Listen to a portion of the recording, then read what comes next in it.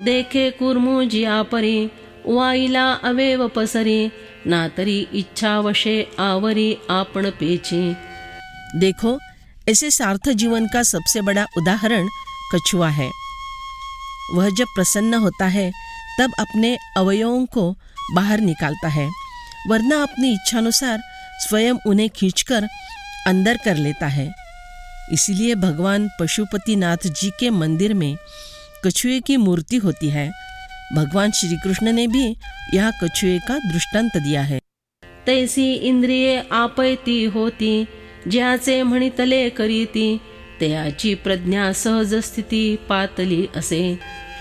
उसी प्रकार जिसकी इंद्रियां उसके अधीन होती है और उसी के आज्ञानुसार आचरण करती है, उसी की प्रज्ञा सहज ही स्थिर हुई है। आता आणिक एक गहन ते या पूर्णाचे जे चिन्ह अर्जुना तुझ सांगेन पर्यसपा। हे अर्जुन, अब मैं इस पूर्णता को प्राप्त पुरुष का एक और गूढ़ लक्षण बतलाता हूँ, वह भी ध्यान से सुनो। या निशा सर्वभूतानां तस्यां जागर्ति संयमी यस्यां जागृति भूतानि सा निशा पश्यतो मुनेः। संपूर्ण प्राणियों की जो रात अर्थात परमात्मा से विमुखता है, उसमें संयमी मनुष्य जागता है, और जिसमें सब प्राणी जागते हैं अर्थात भोग और संग्रह में लगे रहते हैं, वह तत्वों को जानने वाली मुनि की दृष्टि में रात है। देखे भूत जात जेथ निदयले तेथची जयासी पाहाले आणि जीव जेथ चैले तेथ निद्रितु जो। देखो, जिस आत्मस्वरूप के संबंध में सभी प्राणी अज्ञान के कारण सोए हुए रहते हैं, उसी आत्मवस्तु के विषय में जिसे ज्ञान के कारण दिन निकला हुआ होता है, और जिन विषय भोगों के व्यवहार के संबंध में सभी प्राणी जागृत रहते हैं, उन विषयों के संबंध में वह सोया हुआ अर्थात अनासक्त रहता है। तोचि तो निरुपाधि अर्जुना तोचि स्थिर बुद्धि तोचि जाणवनी निरवधि मुनीश्वरू। हे अर्जुन, जो ऐसे लक्षणों से युक्त है वही उपाधि रहित है, वही स्थितप्रज्ञ, वही निरंतर मुनीश्वर है, ऐसा समझो। आपूर्यमाणमचल प्रतिष्ठं समुद्रमापः प्रविशन्ति यद्वत् तद्वत् कामायं प्रविशन्ति सर्वे स शान्तिमाप्नोति न कामकामी। जैसे संपूर्ण नदियों का जल चारों ओर से जल द्वारा परिपूर्ण समुद्र में आकर मिलता है, पर समुद्र अपनी मर्यादा में अचल स्थित रहता है, ऐसे ही संपूर्ण भोग पदार्थ जिस संयमी मनुष्य को विकार उत्पन्न किए बिना ही प्राप्त होते हैं, वही मनुष्य परम शांति को प्राप्त होता है, भोगों की कामना वाला नहीं। पार्था तो आणिकेही परी जाणो येईल अवधारी जैसी अक्षोभता सागरी अखंडित। हे अर्जुन, एक और लक्षण से उसे पहचान सकते हैं। जिस प्रकार समुद्र की शांतता निरंतर बनी रहती है, उसी प्रकार यह पुरुष शांत रहता है। जरी सरिता ओघ समस्त परिपूर्ण हो उनी मिळत तरी अधिकु नव्हे ईशत मर्यादान संडी। यद्यपि सारी नदियों का प्रवाह पानी से लबालब भरकर समुद्र में मिलता रहता है, तो भी वह समुद्र तनिक भी न बढ़ता है और न ही अपनी मर्यादा लांघता है। समुद्र सारा पानी अपने में समा लेता है, उसे अपना रूप देता है। इंद्रिय द्वारा प्रवेश करने वाले विषयों को आत्मा का रूप देना, यह एक अद्भुत कला है। उस कला को जिसने साध्य कर लिया, उसे अशांति का कारण ही नहीं रहता। गीताई चिंतनिका। ना तरी ग्रीष्मकाळी सरिता शोषवनी जाती सर्वथा परिन्यूनो नभे पार्था समुद्रो जैसा। अथवा जब ग्रीष्म काल में नदियाँ पूरी सूख जाती है, तब भी समुद्र जिस प्रकार रत्ती भर भी कम नहीं होता, तैसा प्राप्ति रुद्धि सिद्धि तया क्षोभो नाही बुद्धि आणि न पवता न बधी धृति तेया। उसी प्रकार यदि सितप्रज्ञ को सारी रिद्धि सिद्धियाँ प्राप्त हो जाए, तो भी उसकी बुद्धि क्षोभित नहीं होती, अथवा यदि उसे वे रिद्धि सिद्धियाँ न भी मिले तो भी उसकी धृति अबाधित रहती है।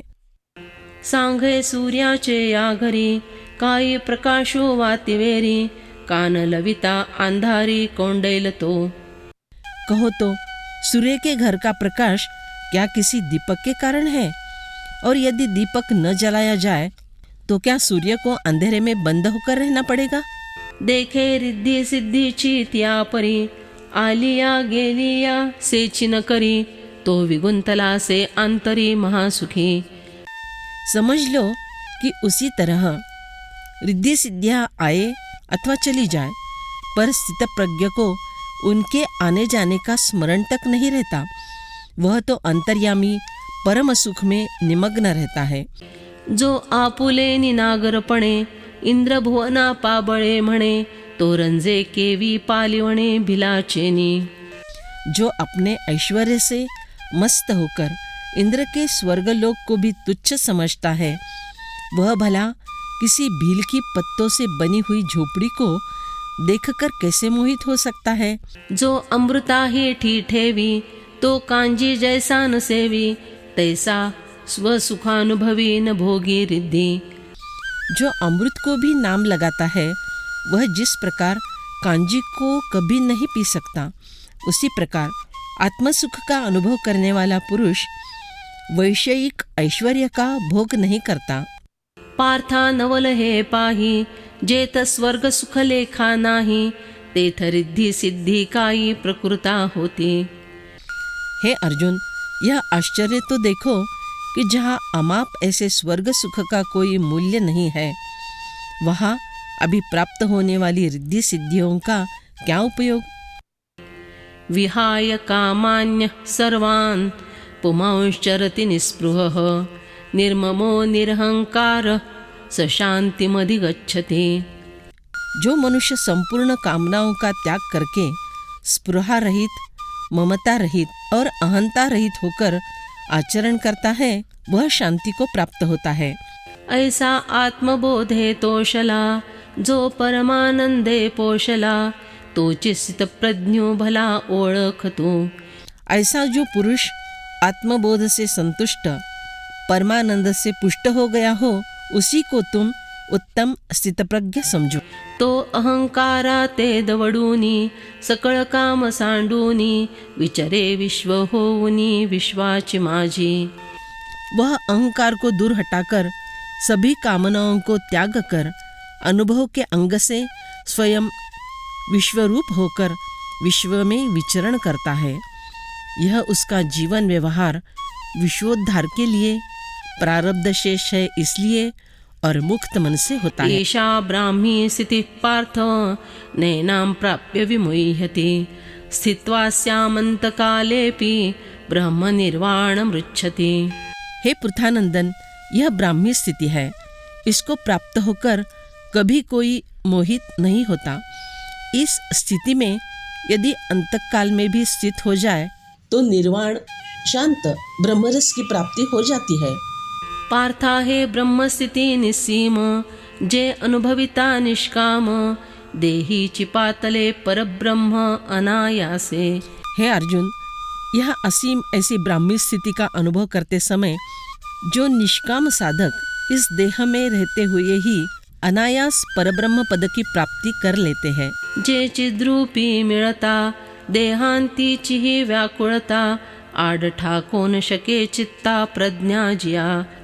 जिस प्रज्ञा के कारण चित्तप्रज्ञ पुरुष का चित्त चैतन्य रूप में विलीन होते समय मृत्यु के समय होने वाली चित्त की व्याकुलता अंतरायभूत होकर खड़ी नहीं रह सकती। आता तेची स्थिती स्वमुखे श्रीपती, सांघे अर्जुना प्रति संजयो म्हणे।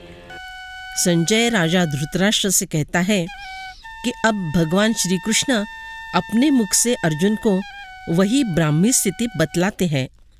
ऐसे कृष्ण वाक्य ऐकिले, तेथ अर्जुने मनी म्हणितले, आता आमुचे याची काजा हे आले उपपत्ती या।